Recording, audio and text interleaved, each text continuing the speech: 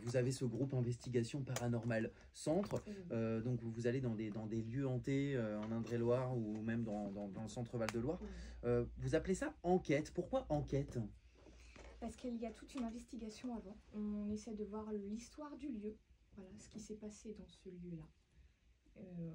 Et pour quand on entre, eh bien, les communications qu'on a et tout, on en sait plus sur les personnes qui ont été là. Ok, Voilà. D'accord. Alors, je peux pas m'empêcher de penser à la série Ghost Whisperer. Je sais pas oui. si vous connaissez. Ah bah très bien. Avec Jennifer Love Hewitt. Ça me ressemble beaucoup. Ouais. Est-ce que c'est un peu pareil, un peu comme dans la série? Oui. C'est-à-dire que vous êtes là un peu pour faire des enquêtes, mais au final, c'est de la bienveillance derrière. Oui. Le but, c'est vraiment d'aider les esprits et les personnes en vie aussi. Les personnes aussi en vie, oui. Oui, c'est exactement ça. D'accord. Donc, on vous appelle des fois ça arrive, pour justement pour faire sortir un esprit ou... Par contre, quand c'est chez des particuliers, j'y vais en tant que médium. Je n'y vais pas en tant qu'enquêtrice en paranormal.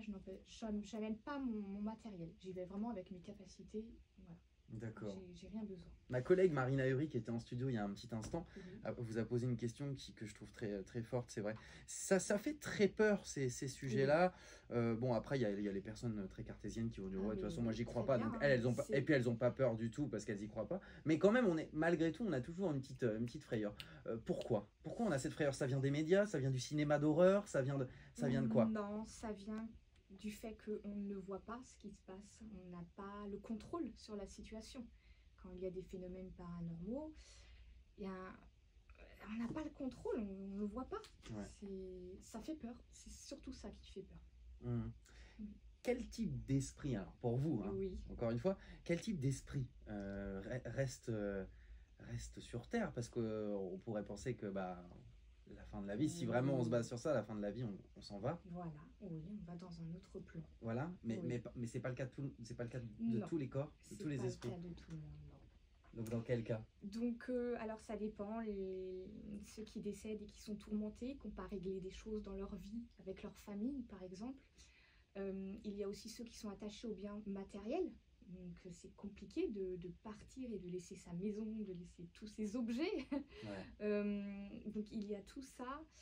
Et après, eh bien, il y a des mauvaises personnes. Hein. On va dire les tueurs, tout ça. Ça ne monte pas dans les plans supérieurs. Ça monte pas, Non.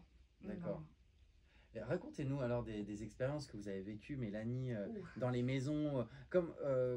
Comment ça se passe en général? Vous arrivez dans la maison, vous sortez vos objets, vous nous raconterez d'ailleurs parce que vous les avez amenés ce matin, les types d'objets que vous avez. Comment ça se déroule une expérience? Genre c'est sur plusieurs jours, une seule Non, une seule nuit. Une nuit? Une nuit. Pour les enquêtes paranormales, dans les lieux abandonnés, c'est une nuit. D'accord. Forcément, ça peut pas être la journée. La nuit, c'est plus simple pour vous. Oui, parce que c'est par rapport au bruit ambiant. C'est sûr qu'il peut y en avoir la journée, mais avec les nuisances et tout à côté, on ne peut pas bien se concentrer, bien entendre. C'est compliqué. Et alors, qu'est-ce qui se passe dans ces moments-là? Qu'est-ce que vous entendez? Est-ce qu'il y a un souvenir marquant où vous étiez tous unanimes, toutes les personnes de l'équipe, à avoir vu une personne à un moment T? Ou est-ce que vous allez voir quelque chose? Votre compère va pas le voir, mais va le voir plus tard. Enfin, comment ça... Oui, alors chaque lieu est différent, bien sûr.